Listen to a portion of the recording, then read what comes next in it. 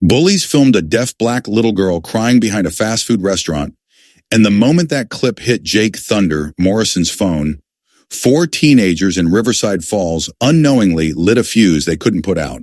The video opened on Lily, 8 years old, curled against a trash bin outside Mickey's Burger, shoulders shaking, hands fluttering, and frantic signs none of the boys bothered to understand. Brandon Mitchell shoved his camera right into her face, laughing like cruelty was a sport. "Look at her crying like a baby," he said. "Hey, deaf princess, where's your mommy?" The other boys circled her, too old to be this heartless, too protected to feel consequences. "She can't even hear us," Tyler snorted, giving Lily a shove like she was an object he owned. "She's like a broken doll." Lily had only stepped out to toss trash, while her mother Grace finished cleaning tables inside. Late shift, almost 10 at night, because poverty doesn't clock out early, and because in small towns people with power think the night belongs to them. Brandon smacked Lily's shoulder and leaned in again. "Let's see if she can scream." Lily recoiled, palms twitching, signing stop and please and leave me alone in desperate little bursts. The boys howled, and Brandon uploaded the clip to TikTok with a caption that turned a little girl's pain into a joke. "We found a broken robot, chocker deaf fail washer Riverside." Views exploded. Comments got uglier.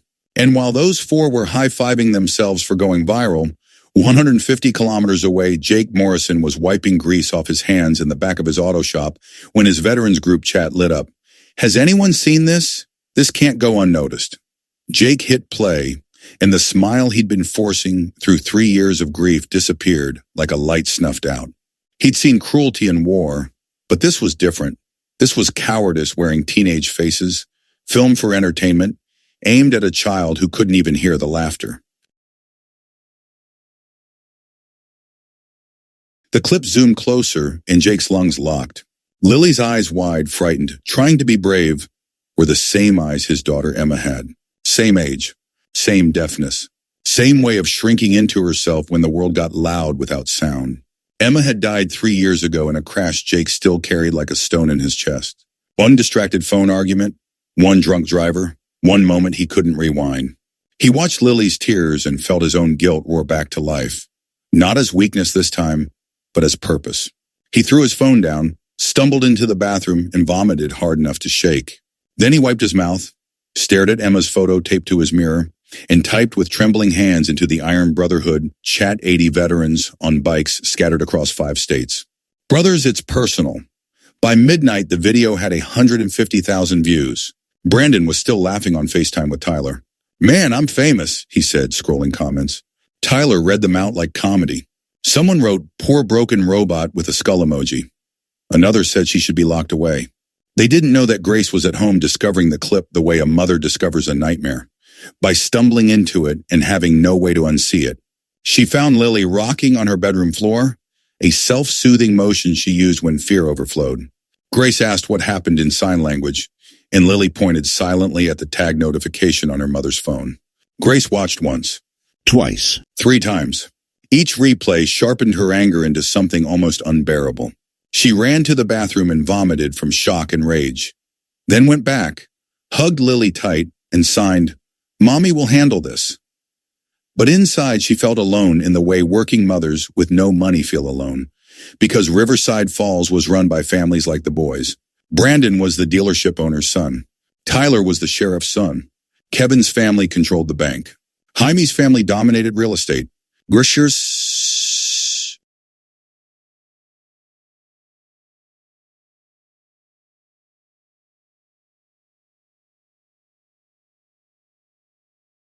Grace knew the rules of a town that protects its own when its own are wealthy.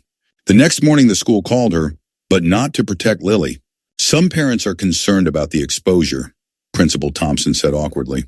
"Maybe Lily should stay home a few days until things calm down." Grace's jaw clenched. They were punishing the victim so the town could stay comfortable. Meanwhile, Brandon and Tyler walked through school like celebrities, classmates slapping their backs, calling their prank legendary. And in Jake's garage, the opposite of celebration was forming. He hadn't slept. He had stared at Emma's framed photo, whispering apologies into the quiet, wishing she'd had someone to protect her the way Lily needed protecting now. Message after message poured in, Cleveland Riders confirmed. Detroit Marines on the way. Tennessee vets ready. Pittsburgh Steel MC counting in. 50, then 60, then more. Diesel, Jake's right-hand man, walked in with coffee and found Jake standing over a pool table turned command center maps, laptops, names scribbled in thick marker. Tank, Diesel said softly. How many we got? 47 confirmed already, Jake replied. But it's not about numbers. It's about showing a kid she isn't alone and showing boys like that what cruelty costs. A former military police investigator named Rebecca Raven Foster slid a folder across the table. Here's who they are. Brandon Mitchell, 17. Father buys him out of trouble. They're untouchable in Riverside, Raven said. Jake looked at the photos with that cold focus he once used in war zones. They think Lily is helpless. They think her mom is powerless. They're about to learn some people don't stay silent. While the Brotherhood mobilized, Riverside Falls doubled down on cruelty. Lily came home shaking with a note shoved into her backpack. Your daughter is famous. Better move before she becomes a joke forever. Grace got calls from work asking her to take a few days off.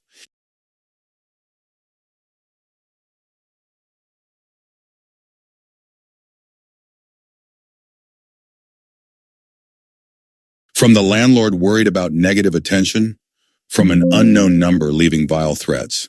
Then Brandon crossed the line from online to real-world danger. He found Lily's address in the comments and posted it like a trophy. We're going to surprise the deaf robot girl tonight, he bragged. Tyler filmed him laughing, and the internet cheered. What Brandon didn't know was Raven had already breached their phones. Every location ping, every message, every plan was being captured. Raven showed Jake the live story. They're going to her house tonight. Jake's eyes went hard. Code red, he typed into the Brotherhood chat. Child in imminent danger. Anyone close enough to reach Riverside tonight, move now. He also called a friend, Captain Thomas Thunder Richardson in State Police, an old brother in arms. Tom, I need a favor, not as a vet, as a father. These boys doxed a deaf child and are heading to her home. There was a pause on the line. If that were my kid, Tom finally said, I'd want someone to stop it too. Officially, I need evidence. Unofficially, I'll be patrolling that street tonight. That was enough. Brandon's truck rolled toward Grace's house at dusk. Laughter spilling out the windows. Phones charged. Arrogance fueled by a lifetime of being protected from reality. At 8:15, they parked 2 blocks away and started a live stream. We're at the famous deaf girl's house, Brandon whispered into the camera like he was on a mission. Let's scare her. She can't even hear the bell. Kevin snickered. Tyler aimed the light. Live in 3. Shrika 2. 1. They crept up, rang the doorbell hard, then pounded on the door, laughing while hundreds of viewers poured in. Inside, Grace pulled Lily close on the couch, both terrified by the vibration of the knock she could feel through the floor. Grace reached for her phone to call police and saw Brandon's live had already found her feed. Over 1,000 people watching her child being hunted for content. Come out, so Brandon taunted.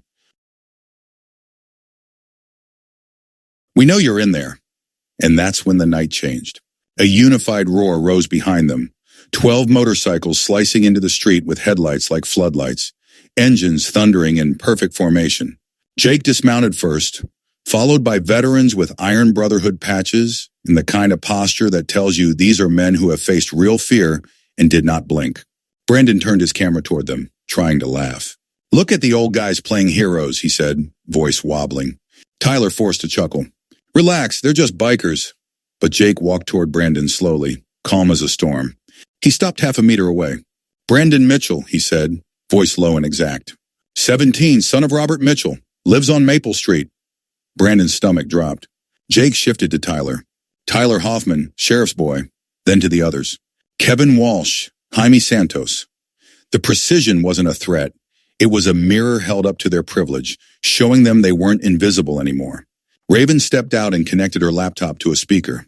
Let's replay what you said today. Brandon's bragging voice blasted down the street. Tyler's laughter followed. The cruel comments. The doxing.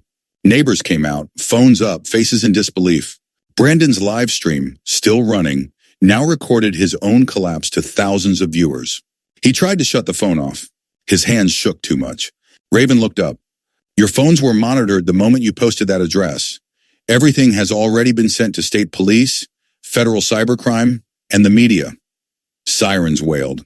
3 patrol cars swept in, Captain Richardson leading. Brandon Mitchell, Tyler Hoffman, he announced, holding up warrants. You are under arrest for cyberbullying, stalking, trespassing, and threatening a minor. Kevin and Jaime were detained pending parents and prosecutors. Tyler screamed, "My dad will destroy you."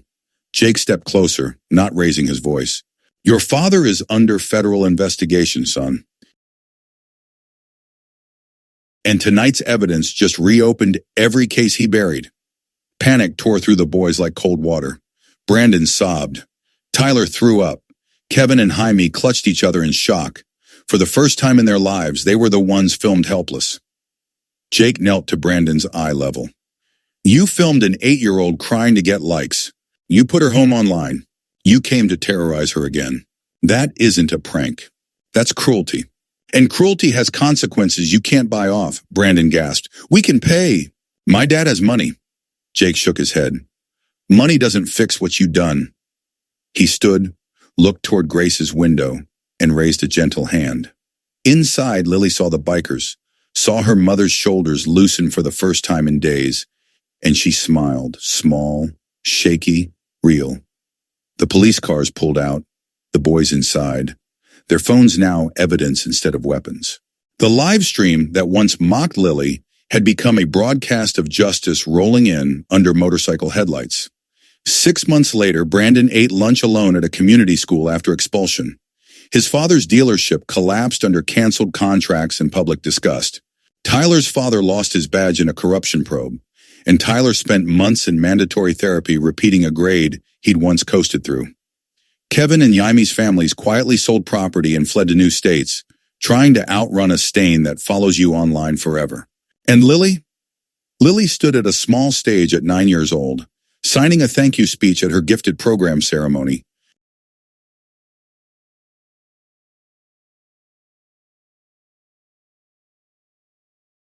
Fluent in multiple sign languages, dreaming of building apps that connect deaf children worldwide.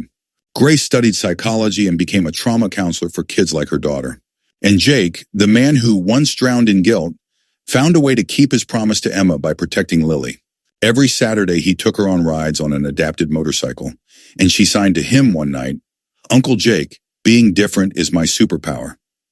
Jake smiled through wet eyes because, through Lily, a part of Emma lived on brave, bright, seen.